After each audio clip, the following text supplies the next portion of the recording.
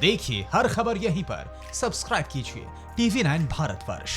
Doctor Mishra, ये lockdown, कई सवाल खड़े हो रहे थे और मैं आपसे ये इसलिए सवाल पूछ रहा हूं क्योंकि स्टैब्लिशमेंट को लेकर सवाल कई जगह खड़े हो रहे थे कि लॉकडाउन से सोल्यूशन नहीं निकलेगा, लॉकडाउन से कुछ फर्क नहीं पड़ेगा।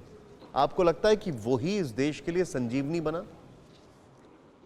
बिल्कुल, इसमें कोई शक नहीं है कि लॉकडाउन बहुत समय पर जनता कर्फ्यू के साथ, और ये हम सब उस समय भी हमने यही माना था कि जो 22 मार्च को जो प्रधानमंत्री ने जनता कर्फ्यू की बात कही थी वो एक पायलट था, और फिर इमीडिएटली उसके बाद उन्होंने लोगों का जब बिहेवियर देखा कि वो सेलिब्रेटरी मोड में हैं और लोग मंडे को बहुत सारे लोग बाहर आ गए, और जिस दिन जनता कर्फ्यू में भी 5 बजे जब घंटी बजानी थी लोगों को अप्रिशिएट करने के लिए, फ्रंटलाइन वर्कर्स को, डॉक्टर्स को, नर्सेज को, पैरामेडिकल स्टाफ के लिए और हमारे सिक्योरिटी फोर्सेस के लिए, सर्विस प्रोवाइडर्स जो डिलीवरी कर रहे हैं सबके घरों पे ज़रूरत की चीज़ों की, तो उसमें लोग सेलिब्रेटरी मोड में आ गए और वो प्रधानमंत्री ने देखा।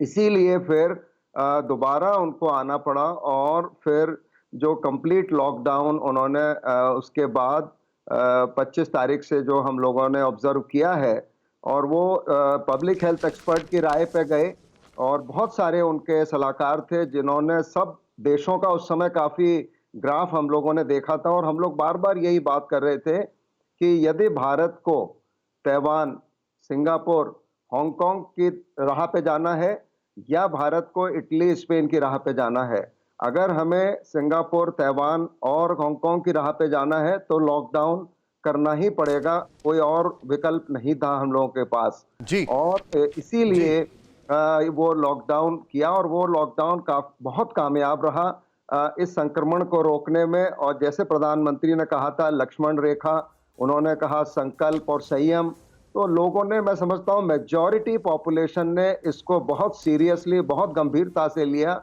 और उसका पालन किया जी। और आपने जो पॉइंट रखा सर, मैं इसको थोड़ा आगे बढ़ाऊंगा। शकीलुर रहमान जी हमारे साथ हैं, बहुत सारे पॉइंटर्स पे मैं आप सभी लोगों से बातचीत करूंगा।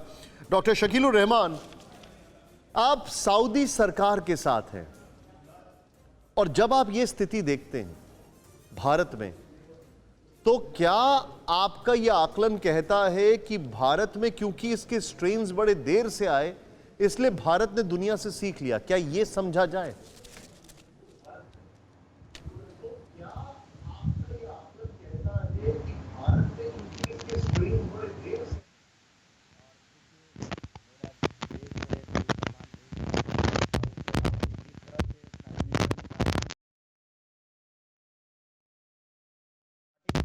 शकीलुर साहब, मैं माफ़ी चाहूँगा, आपकी आवाज़ हम तक नहीं आ पा रही है। मैं थोड़ा सा इसके लिए खेद व्यक्त करता हूँ। मैं आपके पास जैसे ही ऑडियो इशू सॉर्ट आउट होता है मैं आपके पास वापस आ रहा हूँ। तनवीर ज़फ़र अली साहब रिटायर्ड IAS ऑफिसर हैं। सर, एडमिनिस्ट्रेशन आपसे बेहतर हमें कोई नहीं बता सकता, कहाँ हमारी स्ट्रेंथ है, किस चीज़ को हमने मैनेज ठीक से किया। क्योंकि अगर मैंने एक काउंटर अभी पूछा है शकीलुर साहब से, तो उसका सच ये भी है कि भारत के बाद भी स्पेन, UK कई जगह केसेस आए, इटली में भारत के साथ ही आए, लेकिन वो पूरी तरीके से मिसमैनेज कर गए और हम मैनेज कर गए। निशान जी, मैं अपनी बात शुरू करूंगा। सबसे पहले अपने डॉक्टर्स, नर्सेज, पैरामेडिकल स्टाफ, हमारे पुलिसकर्मी और हमारे जितने भी और एडमिनिस्ट्रेशन के लोग इस लड़ाई में लगे हुए हैं, उन सबको सलाम करने में, और जो इस लड़ाई का सामना करते में पब्लिक के लिए शहीद हो रहे हैं, मैं उन सबको श्रद्धांजलि देता हूँ जी। अब आपने ये जो ऑनलाइन सर्वे रखा है ये बड़ा अच्छा है। पहले तो मैं ये कहूँ कि जिन्होंने, पहला क्वेश्चन था 87% लोगों ने कहा कि साहब सही लड़ाई लड़ी और बाकी लोगों ने कुछ अलग अलग दिए। मैं कहता हूँ ये बिल्कुल गलत है, ये 87 नहीं 100% होना चाहिए। नंबर 1 लड़ाई लड़ने में। नंबर 2, जो आपने कहा लॉकडाउन इफेक्टिव था, उसमें भी 8% लोगों ने कुछ और नहीं का जवाब दिया। मैं कहता हूँ ये भी गलत है, ये भी 100% होना चाहिए था हमारे इंडिया के परिप्रेक्ष्य में।